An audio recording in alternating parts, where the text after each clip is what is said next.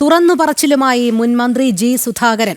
Political ക്രിമിനലുകളെ തിരുത്താനും വേണ്ടാത്തവരെ പുറത്താക്കാനുമുള്ള പാരമ്പര്യം ഉള്ള നേതാക്കൾ തയ്യാറാകേണ്ടത് പാർട്ടിയുടെ മുന്നോട്ടു പോക്കിന് അനിവാര്യമെന്ന് സുധാകരൻ. മന്ത്രിയായില്ലേ, MLA ആയില്ലേ എന്ന് തന്നോട് ചോദിക്കുന്നവർ തോമസ് ഐസക്കിനോടും പിണറായി വിജയനോടും ഈ ചോദ്യം ഉന്നയിക്കുമോ എന്നും സുധാകരൻ. സുധീഷ് ഗോപാൽ ചേരുന്നു. സുധീഷ്, വലിയ രീതിയിലുള്ള വിമർശനവും ഒരുതരം തുറന്നു പറച്ചിലുമായി തന്നെയാണ് മുൻ മന്ത്രി ജി സുധാകരൻ രംഗത്തെത്തിയിരിക്കുന്നത് വീണ്ടും, അല്ലേ?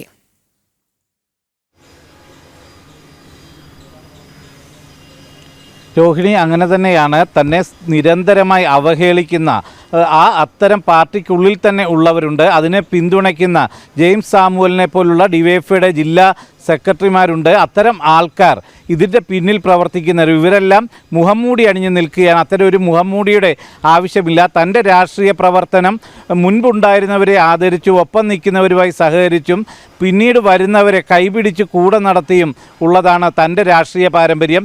ആ രീതിയിൽ തന്നെ അല്ലേ സജി ചെറിയാനും ആർ നാസറും അടക്കമുള്ളവർ വരുന്നത്?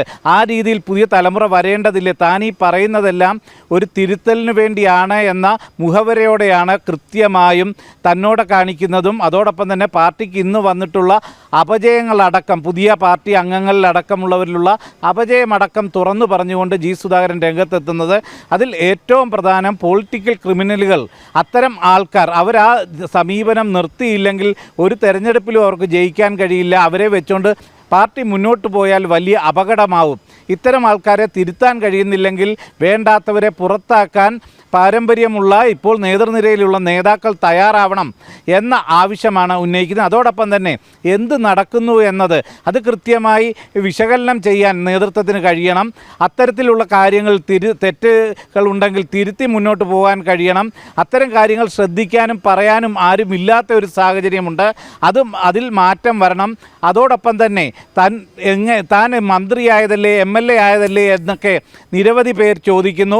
അത്തരത്തിൽ അവഹേളിച്ചുകൊണ്ടുള്ള സമൂഹ മാധ്യമങ്ങളിലൂടെ പോസ്റ്റ് വരുന്നു. എന്നാൽ ഇവർക്ക് എന്തുകൊണ്ട് തോമസ് ഐസക് മന്ത്രിയായില്ലേ, അതിനെക്കുറിച്ച് ചോദിക്കാൻ പറ്റുന്നില്ല?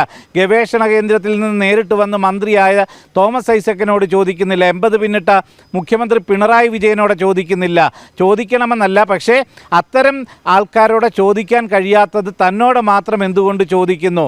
താൻ ശരിയല്ലേ ചെയ്തിട്ടുള്ളൂ, പറഞ്ഞിട്ടുള്ളൂ, എന്നിട്ടും എന്തിന് അവഹേളിക്കുന്നു? പാർട്ടിക്ക് ഗുണമല്ലേ താൻ ചെയ്തിട്ടുള്ളത്? ഇത്തരത്തിൽ സമൂഹ മാധ്യമങ്ങൾ പോസ്റ്റ് ഇടുന്നത് MV ഗോവിന്ദൻ കണ്ടാൽ അവർക്കെതിരെ നടപടിയെടുക്കുമെന്നും എന്നാൽ താൻ പരാതിപ്പെട്ടിട്ടില്ലെന്നും പറയുന്നു. എന്നാൽ പരാതിപ്പെട്ട പോലീസിൽ നിന്നും കൃത്യമായ നടപടി ഉണ്ടായിട്ടില്ല. തന്നെ അവഹേളിക്കാൻ ചിലർ തയ്യാറായി വരുമ്പോൾ അതെല്ലാം തന്നെ ജനപ്രീതിയുള്ളവരെ തെറി പറഞ്ഞാൽ, ഇല്ലെങ്കിൽ അവരെ ചീത്ത പറഞ്ഞാൽ എല്ലാം ശരിയാകുമെന്ന് ചിന്തിക്കുന്നവരാണ്. അവർ കമ്മ്യൂണിസ്റ്റുകാരല്ല, കമ്മ്യൂണിസ്റ്റുകാരായി നടിക്കുന്നവരാണ്.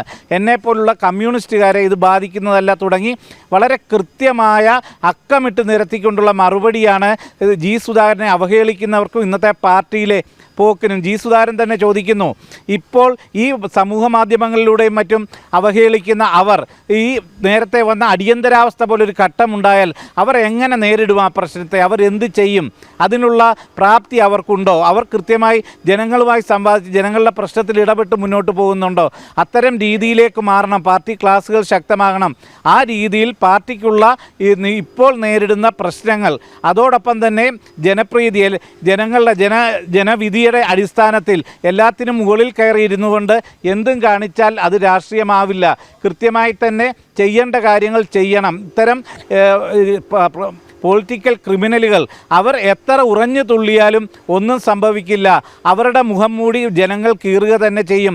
അവർ വരുന്ന തെരഞ്ഞെടുപ്പുകളിൽ പരാജയപ്പെടുന്ന സാഹചര്യം ഉണ്ടാവും തുടങ്ങി കൃത്യമായ മുന്നറിയിപ്പ്. ഇത്തരം ആൾക്കാർ അത്തരം സമീപനങ്ങൾ നിർത്തിക്കണം, ഇല്ലെങ്കിൽ അവർ രക്ഷപ്പെടില്ല എന്ന തരത്തിൽ തന്നെയാണ് മുന്നോട്ട് വെക്കുന്നത്. ജനവിധിയുടെ അതിൽ അഹങ്കരിച്ച് മുന്നോട്ട് പോയാൽ ഉണ്ടാകുന്ന തിരിച്ചടി അടക്കം കൃത്യമായ തുറന്നു പറച്ചിൽ തന്നെയാണ് ജി സുധാകരൻ്റെ ഭാഗത്തു നിന്നും ഉണ്ടായത്. അതിൽ ജെയിംസ് സാമുവലിനെ പോലുള്ള നേതാക്കളുടെ പേരെടുത്തു പറഞ്ഞു തന്നെ. ആലപ്പുഴ ജില്ലാ കമ്മിറ്റി അംഗമാണ്, ഡിവൈഎഫ്ഐയുടെ ജില്ലാ സെക്രട്ടറിയാണ്. ഇത്തരം ആൾക്കാരുടെ സമീപനങ്ങളും ഇത്തരത്തിൽ സമൂഹ മാധ്യമങ്ങളിലൂടെ മുഖമില്ലാതെ മുഖത്തോടും കൂടി പറയുന്നവർക്ക് ആരാണ് പിന്തുണ കൊടുക്കുന്നത്, ഇതിൻ്റെ പിന്നിൽ ആരാണ് എന്നതടക്കം അറിയാം എന്നുള്ളതടക്കമുള്ള കാര്യങ്ങളാണ് ജി സുധാകരൻ തുറന്നു പറച്ചിൽ നടത്തിയത്. രോഹിണി. സുധീഷ്, വളരെ കൃത്യമായി തന്നെ അദ്ദേഹം പറയുന്നുണ്ടല്ലോ, പൊളിറ്റിക്കൽ ക്രിമിനലുകളെ തിരുത്താനും വേണ്ടാത്തവരെ പുറത്താക്കാനും പാരമ്പര്യമുള്ള നേതാക്കൾ തയ്യാറാകേണ്ടത് പാർട്ടിയുടെ മുന്നോട്ട് പോക്കിന് അനിവാര്യമാണ് എന്നുള്ളത്. കൃത്യമായി എവിടെയാണോ കുറിക്ക് കൊള്ളേണ്ടുന്നത് അവിടെ തന്നെ ഊന്നിക്കൊണ്ടല്ലേ സുധാകരന്റെ ഈ പരാമർശം?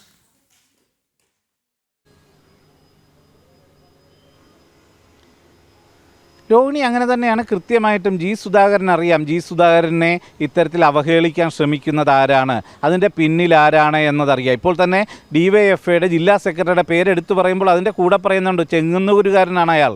ചെങ്ങന്നൂരിൽ നിന്ന് ഉള്ള ഒരു ബന്ധം, ആ ബന്ധത്തിന് ഈ ആരോപണങ്ങളിൽ ഇല്ലെങ്കിൽ ഈ ചൂണ്ടിക്കാണിക്കലിൽ പ്രസക്തിയുണ്ട്. അമ്പലപ്പുഴയിൽ ഇപ്പോൾ പരിപാടി അടിയന്തരാവസ്ഥയുടെ 50-ാം വാർഷികവുമായി ബന്ധപ്പെട്ട് വാർഷിക ദിനാചരണവുമായി ബന്ധപ്പെട്ട് പരിപാടി നടത്തുമ്പോൾ തന്നെ ഒഴിവാക്കി നിർത്തി. അവിടെ വെച്ച് പരിപാടി നടത്താനുണ്ടായ സാഹചര്യം, അതിനെക്കുറിച്ച് പറയുമ്പോൾ അതിൻ്റെ പ്രായം വരെ എടുത്തു പറയുമ്പോൾ അവിടെയും കൃത്യമായി ആരാണ് ഇതിൻ്റെ പിന്നിലെന്നുള്ള കാര്യം കൃത്യമായി ചൂണ്ടിക്കാണിക്കുകയാണ്. അത് രാഷ്ട്രീയ നേതൃത്വത്തിലുള്ള CPM നേതൃത്വത്തിലുള്ളവർക്കറിയാം. അത് കണ്ട് തിരുത്തണമെന്ന കൃത്യമായ മുന്നറിയിപ്പാണ് കൊടുക്കുന്നത്. ഒപ്പം പറയുന്നു, താൻ മന്ത്രിയായി വരുമ്പോൾ ഇവിടെ ആലപ്പുഴ ജില്ലയിൽ 9 നിയോജക മണ്ഡലങ്ങളാണുള്ളത്. അതിൽ 4 സീറ്റ് മാത്രമാണ് LDF-നുണ്ടായിരുന്നത്. അത് പിന്നീടുള്ള അന്ന് 11 സീറ്റുകൾ ഉണ്ടായിരുന്നതിൽ 4 സീറ്റ് മാത്രമായിരുന്നു LDF-നുണ്ടായിരുന്നത്. അത് അടുത്ത തിരഞ്ഞെടുപ്പിൽ 9 മണ്ഡലങ്ങളായി ചുരുങ്ങിയപ്പോൾ അതിൽ 7 സീറ്റും നേടാൻ കഴിഞ്ഞു. പിന്നീട് അത് 8ആയി ഉയർത്താൻ സാധിച്ചു. ഈ രീതിയിൽ താനും മറ്റും നേതൃത്വം നൽകുമ്പോൾ പാർട്ടിയെ ഉന്നതിയിലേക്ക് എത്തിക്കാൻ സാധിച്ചു. അടുത്ത തെരഞ്ഞെടുപ്പ് നമുക്ക് ജി സുധാകരന്റെ ആ വാക്കുകൾ കൂടി കേൾക്കാം. ഞാനും പാർട്ടി വിസിറ്റ് ചെയ്താൽ പോയപ്പോൾ ആ പോസ്റ്റർ കണ്ടു. എനിക്കൊന്നും പറയാനില്ല, കാരണം എനിക്കതിനൊന്നും ഒരു പ്രശ്നമേ ഇല്ല. ഇവിടുത്തെ 4 സഖാക്കൾ ചേർന്ന് എന്തെങ്കിലും തീരുമാനിച്ചു കഴിഞ്ഞാൽ ഈ രാജ്യത്തെ ബാധിക്കുമോ, ഈ നാടിനെ ബാധിക്കുമോ? അടിയന്തരാവസ്ഥയുടെ 50-ാം വാർഷികത്തിനെതിരായ സമരത്തിൻ്റെ വില കുറയുമോ? അതുകൊണ്ട് പറ. ലോ കോളേജ് ഫൈനൽ ഇയർ പരീക്ഷയ്ക്ക് പോകേണ്ട ഞാൻ ഹോൾ ടിക്കറ്റും പാക്കറ്റിലിട്ട് സമരം ചെയ്ത് ജയിലിലേക്കാണ് പോയത്. അതല്ലേ കമ്മ്യൂണിസം, അതല്ലേ നമ്മൾ പഠിച്ച ചരിത്രം. അതിനോട് ബഹുമാനമില്ല, അതൊന്നും ഒരു പ്രശ്നമല്ല. ജയിലിൽ പോകുന്ന പ്രശ്നമല്ല, തല്ലുകൊള്ളുന്ന പ്രശ്നമല്ല. എന്തോ പ്രശ്നം? അത് നിങ്ങൾ സ്വയം അന്വേഷിക്കുക. ആരാണ് ഇതൊക്കെ ചെയ്യുന്നത്? ആര് ചെയ്താലും അവരിരിക്കുന്നിടം കുഴിയത്തേ ഉള്ളൂ, ഒരിക്കലും ഉയരത്തില്ല. അത്ര എനിക്ക് അവരോട് പറയാനുള്ള, പേരൊന്നും പറയാനില്ല.